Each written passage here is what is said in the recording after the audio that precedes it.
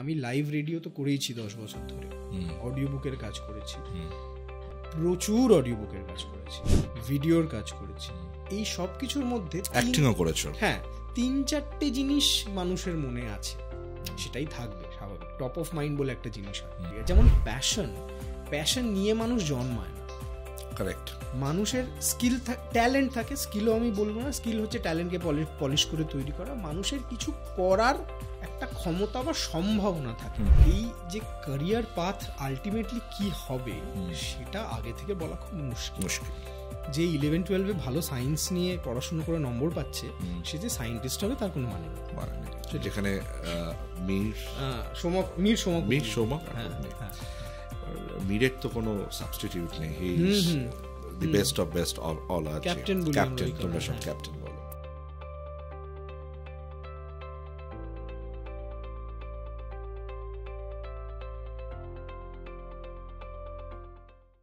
Welcome to another episode of My Career, My Choice podcast, where every episode is a master class in itself. My today's guest is R.J. Somok. Namaskar. Welcome. Thank you. My Career, My Choice podcast. Thank you so much. Thank you for having me. এই পডকাস্টের main উদ্দেশ্য হচ্ছে আমাদের আগামী প্রজন্মকে আমরা inspire করব তোমাদের story দিয়ে, যে কিভাবে তারা কেরিয়ার চয়েস করবে এবং কিভাবে তাদের কেরিয়ার পাথটাকে ডিফাইন করবে। বেশ। তো যখন আমি তোমার বায়ো রিড করছিলাম, ছোটবেলা থেকে যদি আমরা স্টার্ট করি, if you start from your childhood, ছোটবেলায় তুমি খুব ইন্ট্রোভার্ট ছিলে, খুব শাই ছিলে, এখনো আছো, রাইট? সেইখান থেকে তোমার জার্নি, এবং ছোটবেলায় আমি যেটা তোমার বায়ো রিড করছিলাম যে your father was a doctor. He's still a doctor, right? And মা হাউসওয়াইফ। হ্যাঁ, মা পড়াতেন, বাংলা পড়াতেন, টিউশনস করতেন, স্কুলেও পড়াতেন কাছে। বাট তারপরে যেটা হয় যে একটা সময় তো এই ভাবনা চিন্তা ছিল যে ছেলে বড় হচ্ছে, তুমি কেন চাকরি করতে যাবে, এই ভাবনা চিন্তা, এই মনোভাবটাকে আমি একদমই সাপোর্ট করি না। কিন্তু তখন আমার বয়স খুবই ছোট এবং আমি জানি না, এটা আমার অজান্তেই হয়েছে। কিন্তু আমি পরে মাকে বলেছিলাম যে তোমার স্কুলে চাকরিটা ছেড়ে দেওয়া উচিত হয়নি, কারণ একটা অর্থনৈতিক স্বাধীনতা আমাদের দেশে একটা বিরাট ব্যাপার, যেটা পুরুষ নারী নির্বিশেষে যদি তোমার একটা উপার্জন করার উপায় থাকে, তার থেকে বড় স্বাধীনতা এবং তার থেকে বড় ক্ষমতা আমাদের সমাজে খুব কম আছে। তো যখন ছোট ছিলে, তখন অ্যাসপিরেশন কি ছিল, কি হবে? অনেক রকম অ্যাসপিরেশন ছিল, জানো তো। যেটা আমার ক্ষেত্রে সবচেয়ে বেশি হয়েছে যে আমি খুব যাকে বলে ইমপ্র্যাকটিক্যালভাবে, মানে যেমন ধরো ক্লাস 12-এ যখন আমার বন্ধুরা সবাই কম্পিটিটিভ এক্সাম নিয়ে পড়াশুনো করছে, আমি তখন ভাবছি যে একটু যদি ইংরেজিটা পড়া যেত, একটু যদি অভিনয়ের পেছনে যাওয়া যেত।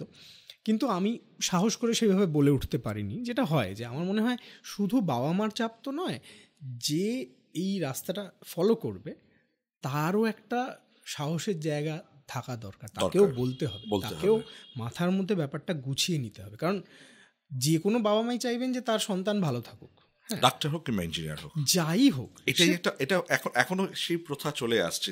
হ্যাঁ, তার কারণ হচ্ছে এই দুটো প্রফেশনে উপার্জন ভালো হয়, তোমার যে ক্যারিয়ার গ্রাফ সেটা মোটামুটি স্টেবল থাকবে, অন্তত সেই সময়, আজ থেকে বছর 30 আগে বা বছর 20-25 আগে অবধি সেটাই ভাবা হতো।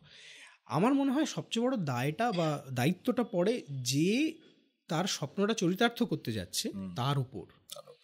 যে 17 বছর বা 18 বছর বয়সের যে ছেলে বা মেয়ে, যারা হয়তো তোমরা এটা দেখছো, যে তোমার হয়তো একটা স্বপ্ন আছে, কিন্তু স্বপ্ন জিনিসটা খুব abstract. The real thing is goal and target. সেটা আমি এখন বুঝতে পারি যে বাবাকে বা মাকে বা পরিবারে যারা আছেন তাদেরকে কনভিন্স করানোর একটা দায়িত্ব তোমার ওপর থেকে যাচ্ছে। তারা যদি কনভিন্স হন তাহলে হয়তো আমি সেই কনভিন্সটা করে উঠতে পারিনি। আমার এখন মনে হয় যে আমাকে আরেকটু নিজের বেটার সেলসম্যান হওয়া উচিত ছিল।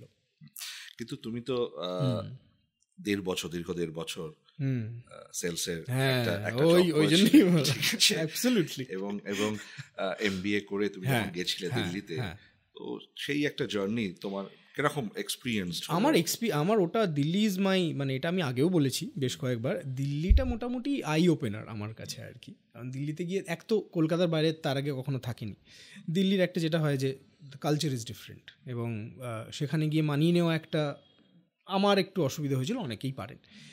কিন্তু অদ্ভুতভাবে দিল্লিতে প্রচুর বাঙালি থাকেন এবং বাঙালির একটা আলাদা জায়গা আছে কিন্তু। এবং বাঙালি যখন কলকাতা ছেড়ে বাইরে চলে যায় তখন বাঙালির প্রতি ভালোবাসা আরো বেড়ে যায়, কলকাতার প্রতি ভালোবাসা আরো বেড়ে যায়। কলকাতায় থাকলে বলে এখানে কিচ্ছু হবে না। না, আমার বরাবরই আমি কলকাতা ঘেঁষা মানুষ ছিলাম, কিন্তু আমি কলকাতা ঘেঁষা আমি ধরো দিল্লিতে যখন গেলাম, গিয়ে আরো বুঝতে পারলাম আসলে ব্যাপারটা কলকাতা, দিল্লি, মুম্বাই নয়। যেটা পরে বুঝতে পারি যে নিজের একটা পছন্দের জায়গা আছে। অনেক আমার বন্ধুরা আছেন যারা ব্যাঙ্গালোরে গিয়ে প্রচণ্ড ফ্লারিশ করেছে, প্রচণ্ড শাইন করেছে। তারা বলে যে আমি কলকাতা ফিরতে চাই না।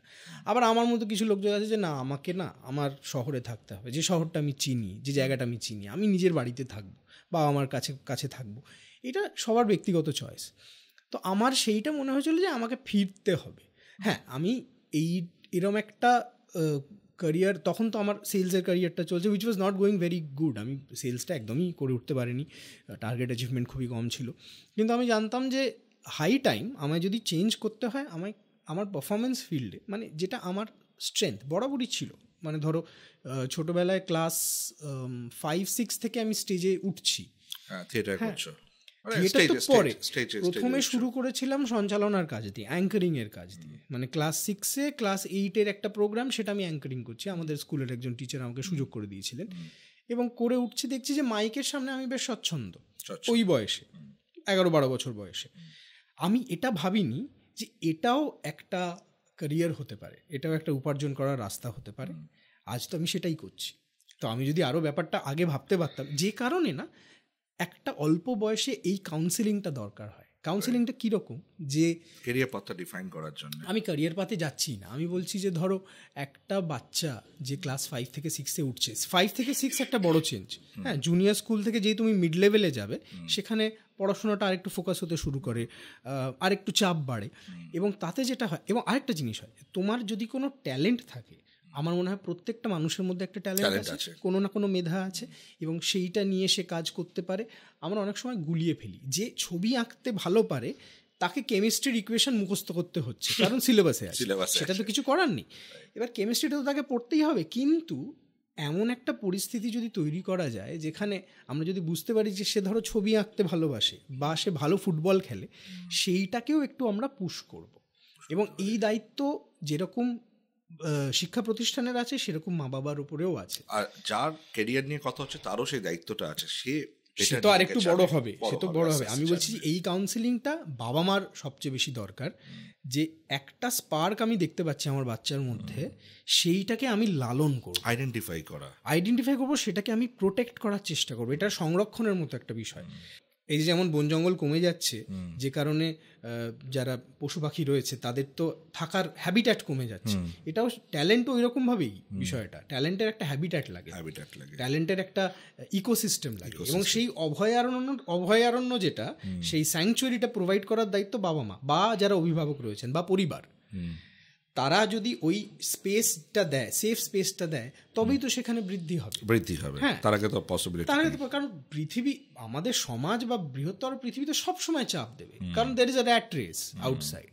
There are 100 jobs, there are 1 lakh people trying for those jobs. কিন্তু তোমার যে ক্যারিয়ার পাথটা, এই যখন দিল্লি যাচ্ছ, তার আগে তুমি একটা সিনেমা করে ফেলেছো। হ্যাঁ, করে ফেলেছি। এবং সিনেমা যখন তোমার প্রিমিয়ার হবে, তোমার হাতে অফার লেটার, আমি অফার লেটার নিয়ে গেছি। ডেস্টিনি তোমার কিন্তু উকি মারছে, বলছে যে তুমি যেও না দিল্লিতে, তোমাকে আটকানোর চেষ্টা করছে, তোমাকে তাই একটা অপরচুনিটিও দিয়ে দিয়েছে ভাগ্য। যদিও তুমি মনে করো যে 90% হচ্ছে হার্ড ওয়ার্ক, এটা তুমি মনে করো যে 90% হার্ড ওয়ার্ক, ঠিক আছে। তো এই তুমি যে বারবার করে একটা নকিং দি ডোর পাচ্ছ, ভাগ্যে তোমাকে বারবার টানছে, তুমি সেটা উপেক্ষা করে 1.5 বছরের জন্য একটা এক্সপিরিয়েন্স করতে দিল্লি চলে গেলে। হ্যাঁ, তার কারণ হচ্ছে যে অফার লেটারটা অনেক বেশি জলজান্ত। হ্যাঁ, এবং আরেকটা বিষয় হচ্ছে যে ওই একটা ভয় কাজ করে, ভয়টাকে জয় করা খুব মুশকিল, অন্তত তখন আমার মনে হয়েছিল। আমার এখন মনে হয় আমি যদি না যেতাম, যদি থেকে যেতাম, তাহলে দুটো জিনিস হতো। এক হচ্ছে হয়তো অভিনেতা হিসেবে বা পারফর্মার হিসেবে আরেকটু এগিয়ে যেতে পারতাম, পাশাপাশি আবার একটা অন্য জগতের সঙ্গে পরিচয় ঘটতো না। তো দুটোই হয়েছে আমার। হ্যাঁ, যেখানে তোমাকে অ্যাজ এ অ্যাক্টর হিসেবে মানে তুমি ক্যারেক্টারগুলো যেগুলো দেখতে পেয়েছো দিল্লিতে, সেটা তোমাকে বিভিন্ন রকম তোমাকে হেল্প করেছে। মানে বিভিন্ন লোক বিভিন্ন রকম ভাবে তোমাকে বলেছে। মানে দিল্লি তো বিভিন্ন ল্যাঙ্গুয়েজ, মানে ডিফারেন্ট ল্যাঙ্গুয়েজ এবং বিভিন্ন ফ্লেভার। ওরা তো চিকেনকেও সবজি বলে। হ্যাঁ, আমি right, I just was talking about this some days back. হ্যাঁ, এবং মানে এই এক্সপিরিয়েন্সগুলোতে আরো আমি অনেক গল্প জমা হয়েছে, আমি অনেক রকম গল্প বলতে পারি আর কি, বা বলার ইচ্ছে আছে কোনো একটা মাধ্যমে। কিন্তু যেটা নিয়ে আমরা কথা বলছিলাম, যে এই যে ক্যারিয়ার পাথ আলটিমেটলি কি হবে সেটা আগে থেকে বলা খুব মুশকিল। যে 11-12 ভালো সায়েন্স নিয়ে পড়াশুনো করে নম্বর পাচ্ছে, সে যে সায়েন্টিস্ট হবে তার কোনো মানে নেই। যদি হয় তাহলে দারুণ, খুবই ভালো, হয়তো আইডিয়াল। যে ক্লাস 10 পর বুঝতে পেরেছিল ফিজিক্সটাই আমার কলিং, এবং ফাইনালি সে অ্যাস্ট্রোফিজিসিস্ট হয়েছে, বা সে কোনো একটা বিরাট বড় ফার্মে অ্যাজ আ ফিজিসিস্ট রিসার্চ করছে, সেটা দারুণ। সেই পাথটাই হয়তো সবাই চলতে চায়, কিন্তু ওটা তো খুব সরু একটা রাস্তা। কটা লোক পারে এটা, মানে কজন পারবে? আমরা হয়তো চাই, কিন্তু আমরা কি পারবো? there is aspiration and there is limitation. ঠিক আছে, we want to do a lot of things, but can we do those things? তো সেইখানে আমার মনে হয় যে ক্যারিয়ার জিনিসটা না অনেক পরে গিয়ে আমরা বুঝতে পারি যে এইটা আমার ক্যারিয়ার। যেমন প্যাশন নিয়ে মানুষ জন্মায় না। কারেক্ট। মানুষের স্কিল ট্যালেন্ট থাকে, স্কিলও আমি বলবো না, স্কিল হচ্ছে ট্যালেন্টকে পলিশ করে তৈরি করা। মানুষের কিছু করার একটা ক্ষমতা বা সম্ভাবনা থাকে, সেই সম্ভাবনাটা ঘষতে ঘষতে ঘষতে ঘষতে একটা স্কিল তৈরি হয়। স্কিল হচ্ছে এমন একটা জিনিস যেটা তুমি প্রত্যেক দিন অ্যাপ্লাই করতে পারবে, এফার্টলেসলি করতে পারবে, ভালোভাবে করতে পারবে।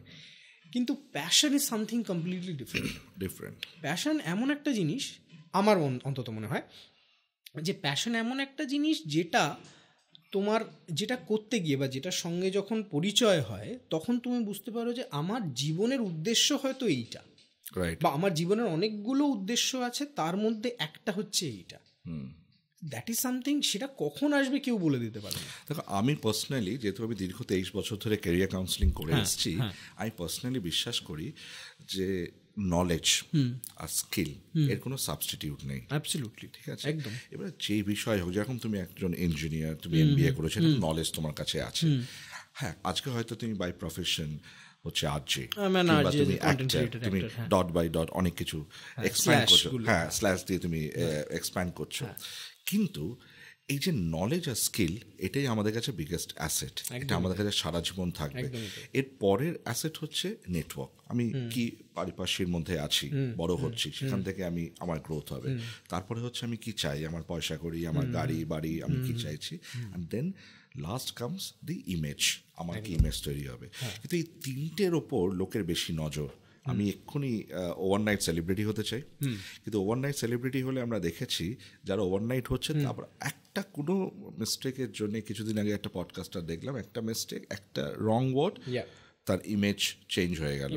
না, ওর কাছে যদি নলেজ আর স্কিলটা থাকে, আবারও রিবিল্ড করতে পারবে, একদমই পারবে, রিবিল্ড করতে পারবে। যদি না থাকে, যদি আমি খালি পিয়ার দিয়ে বিল্ড আপ করি আমার ইমেজটা কিংবা আমার নেটওয়ার্কটা, তাহলে কিন্তু মুশকিল, তাহলে কিন্তু আমি আটকে পড়ে যাব। তো নলেজ আর স্কিলের কোনো সাবস্টিটিউট নেই। কিন্তু এই যে তোমার জার্নিটা, যেটা তুমি একদম ইঞ্জিনিয়ার হলে, বাবার কথা, তুমি বাবাকে একবার বলেও ছিলে যে আমি ইংলিশ অনার্স নিয়ে পড়াশোনা করতে চাই, হ্যাঁ, বাবা বললো না, ঠিক আছে, তুমি ইঞ্জিনিয়ার হও, গুড, কিন্তু engineer one of the highest qualification.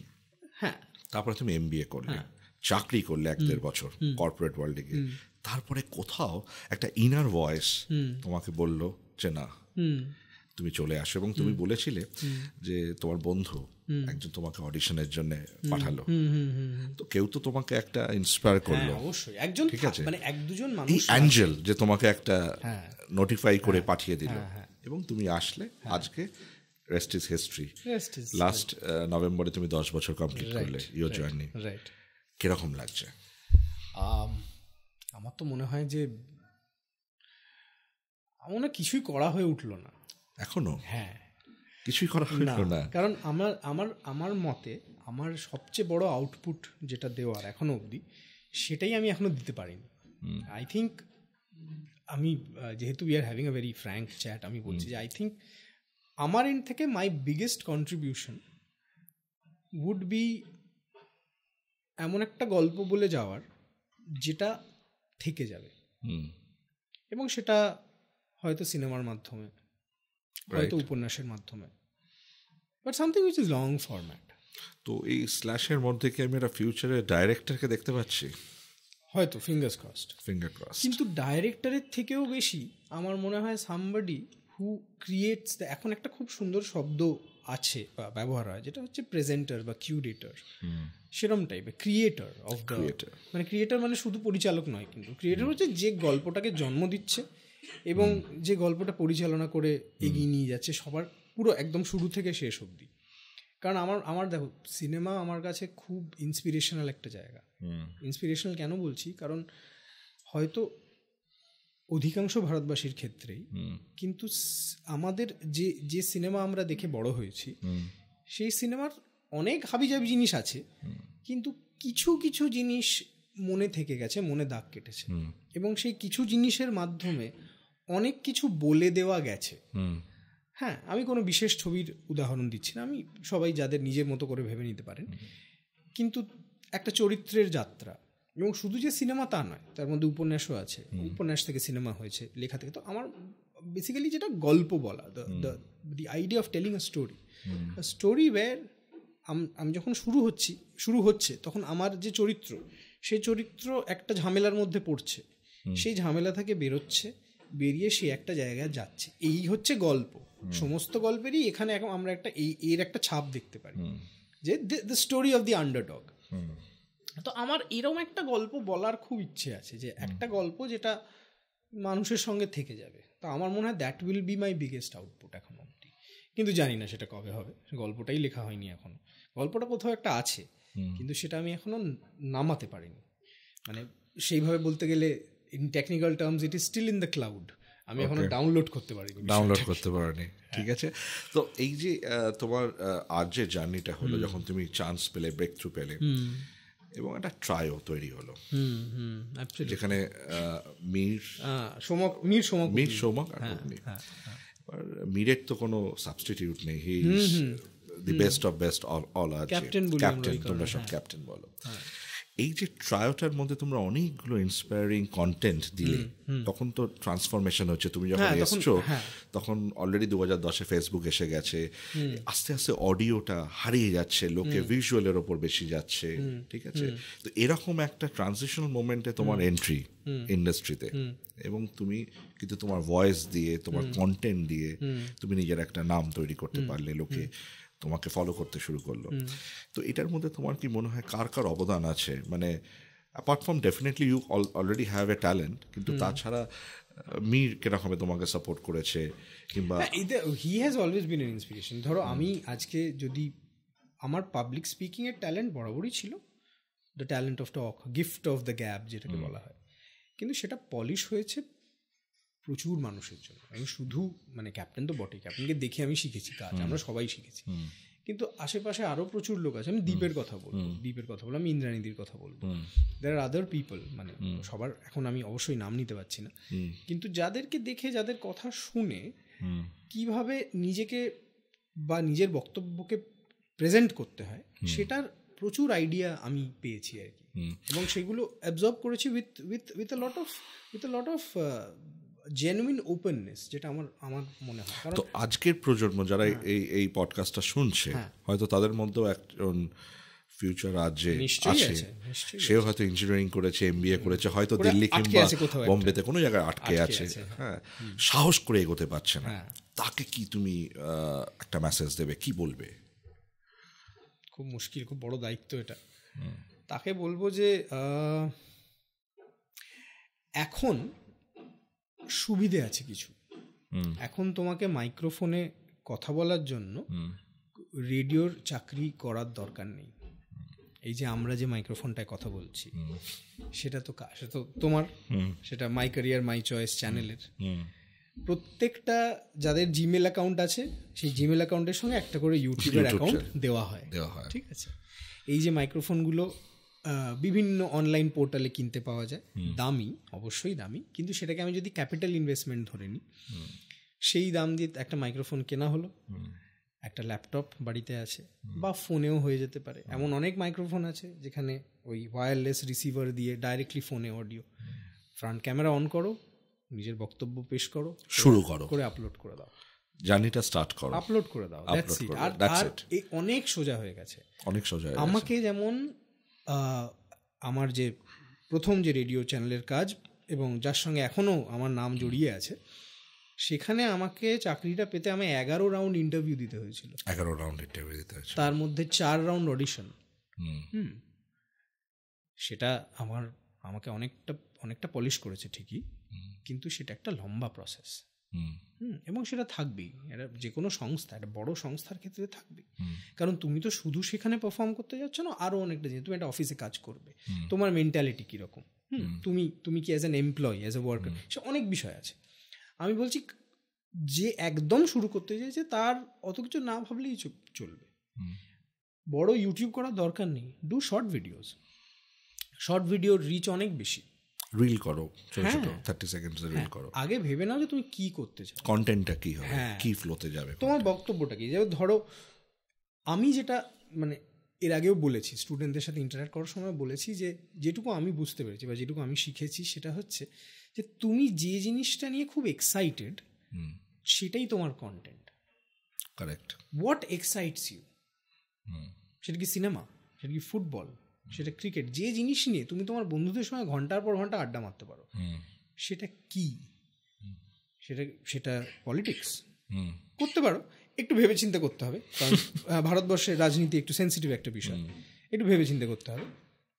কিন্তু যেটা তোমাকে এক্সাইট করে কেন এটা দরকার, তার কারণ হচ্ছে যে এটা এমন একটা কাজ যেটা তোমায় করে যেতে হবে।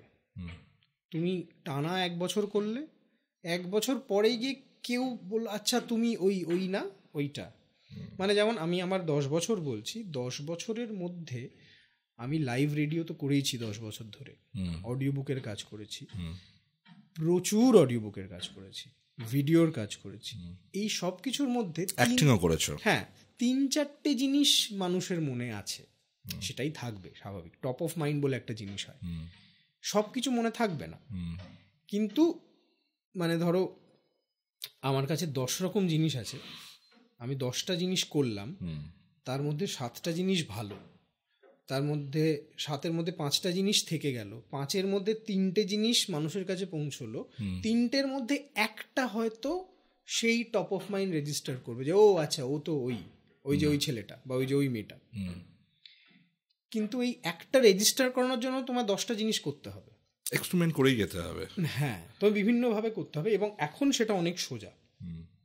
এখন অ্যালগরিদমস এমনভাবে ডিজাইন করা যাতে তোমার কন্টেন্ট আরও পৌঁছে দিতে পারে লোকের কাছে। তুমি করো, তুমি লিখে বলে আপলোড করো, ছবি আঁকলে আপলোড করো। আমি এরকম অনেক স্কেচ আর্টিস্টকে চিনি যারা জাস্ট সুন্দর ছবি আঁকার রিল করে those reels have gone viral এবং ওর বেসিসেও পরের কাজ পাচ্ছে, ক্লায়েন্টের কাজ পাচ্ছে, অ্যাডভার্টাইজিং এর কাজ পাচ্ছে, লোগো ডিজাইন পাচ্ছে, প্রচুর। এখন ব্যাপারটা আমি বলছি সোজা, কিন্তু কম্পিটিশন একদিক দিয়ে হ্যাঁ ইটস ভেরি টাফ অলসো।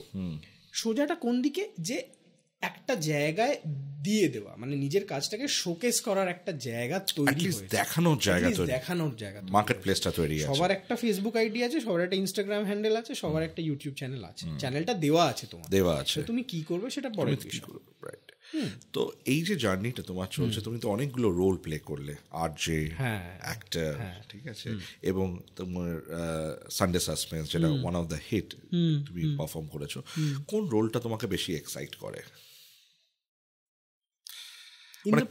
যদি কালকে হঠাৎ করে মানে তুমি ঘুম থেকে উঠে কোন রোলটাতে নিজেকে দেখতে পাবে, সেটা কি আরজে সৌমক, না অ্যাজ অ্যান অ্যাক্টর, না as an voice over artist, whatever, কোন রোলটা তোমাকে বেশি এক্সাইটমেন্ট দেয়? I think my role as a father.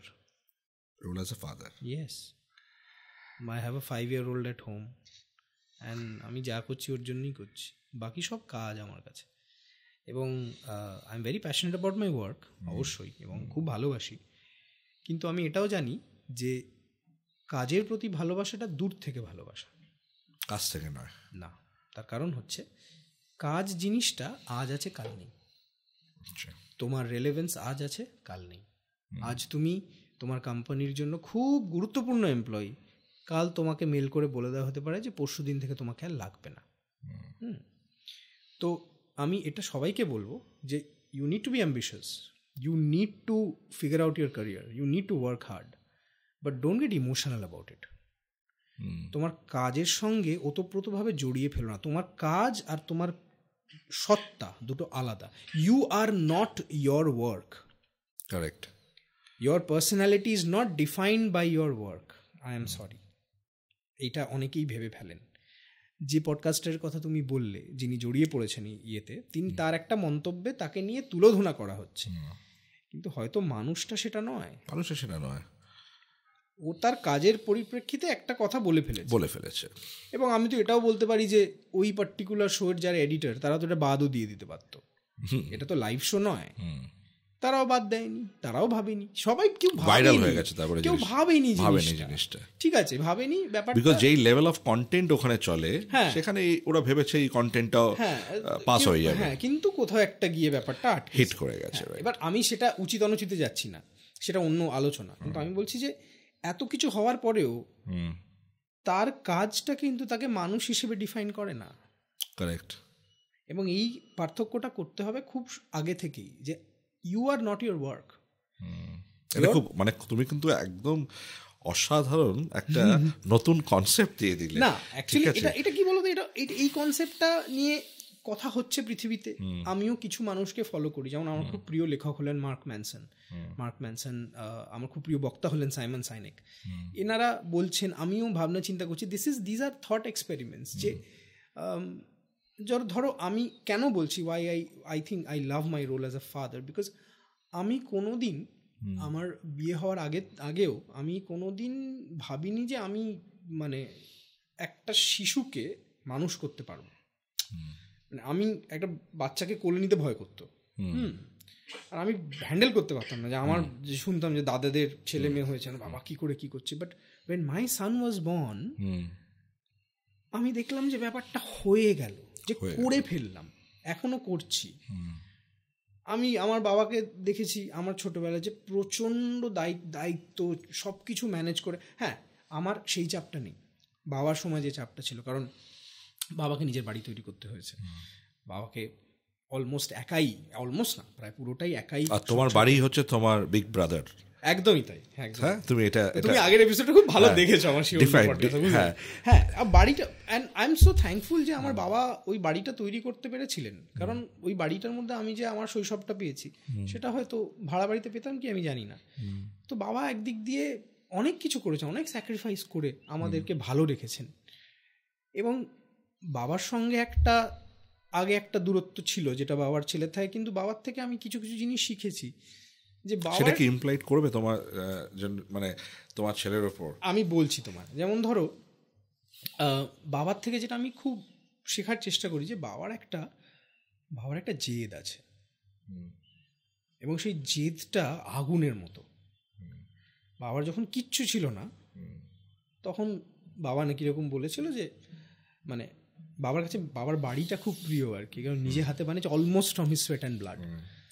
তো বাবারও বলে দিয়েছিল যে আমার ছেলে আমার বাড়িতে মানুষ হবে। He said something and he worked for it. এইটা আমি বাবার থেকে নেওয়ার চেষ্টা করি। আমার বাবা শুধু শিয়ার হার্ড ওয়ার্ক দিয়ে, শুধু আমি আমার বাবার বলে বুঝি না, আমাদের প্রজন্মের যে বাবারা প্রত্যেকেই নিজেদের জায়গায় শুধু হার্ড ওয়ার্ক দিয়ে তার ফ্যামিলির জন্য, তার সন্তানের জন্য যেভাবে কাজ করেছেন, এইটা আমাদের শিখতে হবে। এটাই হারিয়ে যাচ্ছে এখন, এইটা শিখতে হবে। আবার পাশাপাশি সেই হার্ডওয়ার্কটা করতে গিয়ে বাবার আমার সঙ্গে ক্রিকেট খেলা হয়নি। বাবা এখনো, আমি বাবাকে জড়িয়ে ধরলে বাবা এখনো ঠিক মানে ওই হাগটা করতে পারে না। এইটা আবার আমি নেব না। I am always going to hug my son, I am going to tell my son that I love him. আমি রোজ বলি, ও বলে। আমি যতই টায়ার্ড থাকি না কেন, আমি বাড়ি গিয়ে ওর সঙ্গে খেলবো। আই উইল ট্রাই জানি না হবে কিনা, I will be his friend. ফলে আমাদের ক্ষেত্রে কি হচ্ছে, যে বাবা এতটাই একটা গম্ভীর প্রকৃতির মানুষ হয়ে উঠেছিলেন, যে আমার যে ভালনারেবিলিটি, সেটা আমি আমার বাবার সাথে শেয়ার করতে পারিনি, মায়ের সাথে শেয়ার করেছি, বন্ধু বান্ধবের সঙ্গে শেয়ার করেছি, নিজে খুঁজে বার করেছি এক্সপ্রেশন। হ্যাঁ, আমার ভালনারেবিলিটিকে আমি কখনো হিউমার দিয়ে, কখনো লেখা দিয়ে, কখনো স্টেজে নাটক করা দিয়ে, কখনো গান বাজনা দিয়ে, কখনো গিটার বাজিয়ে সেটাকে আমি চ্যানেলাইজ করেছি। আমার ছেলেকে অতটা খাটতে হবে না, because if he is vulnerable he can just come and talk to me. ওর যাতে ওই নেচারটা তৈরি হয়েছে, খুব চাপ হচ্ছে, বাবাকে একটা ফোন করি, রাইট। এইটা আমার এই মুহূর্তে that's my aim in life. বাকি everything is secondary. My career, my work, I am not saying this is not important, কিন্তু সব কিছু ঘুরে, মানে ধরো অন্ধকার সমুদ্রের মধ্যে লাইট হাউসটি হচ্ছে আমার ছেলের ভবিষ্যৎ, আমার পরিবার। সেই লাইট হাউসের আশেপাশে ঘুরছে অনেকগুলো নৌকা, যাদের ডিরেকশন একই দিকে। এবার সে তুমি অভিনয় বলো, রেডিওর কাজ বলো, যাই বলো। তো এমন হয়েছে আমি স্টুডিওতে কাজ করছি, করে আমি একটা বাইরের একটা কাজ পেয়েছি যেখানে হয়তো টাকাটা কম, কিন্তু it will help me meet some other people, যাদের থেকে আমি একটা বেটার কাজ পেতে পারবো। আমি ওই কাজটা কি করলাম। প্রধান উদ্দেশ্য কি? প্রধান উদ্দেশ্য পারিশ্রমিক নয়, পারিশ্রমিকটা তো আসবেই, পারিশ্রমিক ছাড়া তো কাজ করবোই না। এবং সবাইকে বলছি যে কোনোদিন পারিশ্রমিক ছাড়া কাজ করবে না। If you are good at something don't do it for free. কিন্তু তার থেকে বড় বিষয়টা হচ্ছে যে আমার পরের কাজটা যে আসবে, এই পরের কাজগুলো আমার কেন দরকার? কারণ I am bringing up my son, because I have a family, because I want my family to have everything that I have had and more. এখানে আমার ওয়াইফও আছে, she is also contributing. We are both contributing, trying to make this, মানে এটাও একটা start আপের মতো, আমাদের পরিবারটা একটা স্টার্ট আপের মতো। আমরা দুজনেই সেখানে ইনভেস্ট করছি, আমরা দুজনেই স্টেক হোল্ডার। হ্যাঁ, এবং সেটা যত বড় হবে, সেটা যত পরিপূর্ণ হবে, তত আমাদের success. Correct. And everything I do other than that is to create that space in my home, is to make my home be a good home. এবার সেটা করতে গিয়ে আমি বিখ্যাত হলাম নাকি এখানেই থেকে গেলাম, আমি সেটা নিয়ে খুব একটা ভাবি না। আমার হচ্ছে যে আমার মেরা ফ্যামিলি চলতা রহনা চাইয়ে, দিস ইজ মাই ইনটেক। অসাধারণ। মানে এত সুন্দর তুমি বললে, মানে আমি একটা জাস্ট রিকালেক্ট করছি আমাদের অতীতে যখন আমরা বাবাদের কাছে যেতাম, তখন প্রথমেই একটা কথা হতো, না এটা তুমি করতে পারবে না, না এটা তুমি পারবে না, না এটা তুমি পারবে না। আমরা না শুনে শুনে শুনে শুনে আমাদের অনেক জীবনের অনেক কিছু হয়তো আটকে গেছে। সো আমাদের কাছে এই জিনিসটা আমরা দেখেছি যে নাটা শুনে শুনে আমরা বড় হয়েছি। তো এই যে নেক্সট প্রজন্মকে তুমি যে সাপোর্ট সিস্টেমটা দিচ্ছ, এটা কিন্তু গুড প্যারেন্টিং। আমি জানি না, আমার মনে হয় এটা হচ্ছে গুড প্যারেন্টিং। দেখো, I don't know good bad, at least ওদেরকে অপরচুনিটি দেওয়া উচিত যেটা ওরা চাইছে সেটা করার জন্য, এবং সেটাকে ইন্সপায়ার করা উচিত। যেমন ধরো ওর 5 বছর বয়স, মানে আমার তো মনে হয় বছর 10 বছর 12তে গিয়ে হয়তো বুঝতে পারবে যে আমার কোনটা ভালো লাগে বা কোনটা আমি করতে চাই। সেই সময়টা তো তাকে দিতে হবে। তো সেটাই ওয়ান্ডারফুল। আমরা একদম শেষ পর্যায়ে চলে এসেছি এবং খুব সুন্দর লাগলো। I wish I had more time, but আজকে আই এম সরি বিকজ আমাদের একটা রুমটার একটা অ্যাভেলেবিলিটি নিয়ে আবার একদিন হয়তো একটা হবে।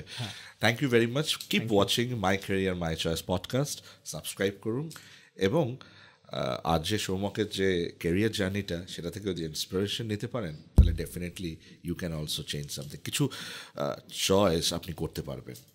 আমার একটা ছোট্ট কথা বলার, সেটা হচ্ছে যে আমার তোমাদের চ্যানেলের নামটা খুব ভালো লেগেছে, মাই career my choice. For a long time career was not a choice. For a lot of people career has been a compulsion. Right. এবার জিনিসগুলো চেঞ্জ হোক। কারেক্ট। কারণ নিজের ইচ্ছে মতো যদি আমরা কাজ করতে পারি, তখন কাজটাকে কাজ মনে হয় না, তখন আমরা লং টার্ম ভাবতে পারবো। রাইট। ঘুম থেকে উঠে যদি কর্মস্থলে যাওয়ার জন্য এক্সাইটমেন্ট থাকে, তাহলে জানবে সে তোমার অফিস হোক বা তোমার নিজের স্টুডিও হোক বা কোনো অনস্টেজ হোক বা স্টার্ট আপ হোক, যাই হোক, ঘুম থেকে উঠে তোমার কর্মস্থলে যাওয়ার জন্য যদি তোমার উত্তেজনা থাকে, উদ্দীপনা থাকে, তাহলে তুমি অনেক দিন সেই কাজটা করতে পারো। অ্যাবসলিউটলি। এবং সেটাই দরকার। কারণ আমরা যে সময় থাকছি, মানে এমন, বুঝতেই তো পারছো পরিস্থিতি, মার্কেট উঠছে পড়ছে, এই চাকরি চলে যাচ্ছে, এই কোম্পানি তৈরি হচ্ছে, এটা ফ্লাক্সের মধ্যে দিয়ে যাচ্ছে। তার মধ্যে এইটুকু আমাদের এনশিওর করতে হবে যাতে স্বাস্থ্যটা ভালো থাকে, মানসিক অবস্থাটা ভালো থাকে, বাড়িতে সবাই ভালো থাকে, এবং আমি রোজ হাসি মুখে যেন আমার কাজটা অনেক দিন করে যেতে পারি। এটাই ঈশ্বরের আশীর্বাদ। Thank you thank you thank you thank you thank you